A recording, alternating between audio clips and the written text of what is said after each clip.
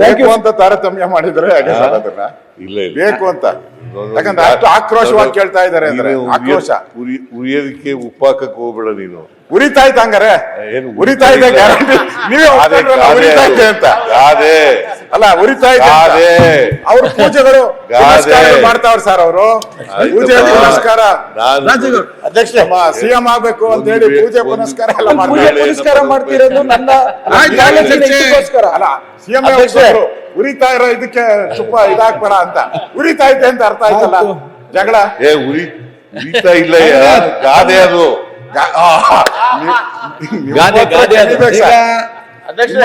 ಇಲ್ಲ ಸರ್, ಪ್ರಶ್ನೋತ್ತರ ಮುಗಿಯಿತು.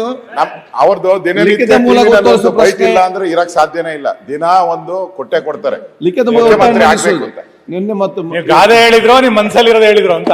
ಆಯ್ತು ಸುನಿಲ್ ಕುಮಾರ್, ಮನ್ಸಲ್ಲಿರೋದಲ್ಲ. ಸರಿ ಸರಿ. ನಿಮ್ಗೆ ಗಾದೆ ಗೊತ್ತಿಲ್ಲ ಅಂತಂದ್ರೆ ಏನ್ ಹೇಳೋದು? ಗಾದೆ ಹೇಳಿದ್ರೆ ಇನ್ನೊಂದ್ಸರಿ ಹೇಳಿ ಸರ್, ಇನ್ನೊಂದ್ಸರಿ ಗಾದೆ ಬೇಡ ಸರ್, ಇನ್ನೊಂದ್ಸರಿ ಹೇಳ. ಉರಿಯೋದ್ರ ಮೇಲೆ ಉಪ್ಪಾಕಕ್ಕೆ ಹೋಗ್ಬೇಡಿ.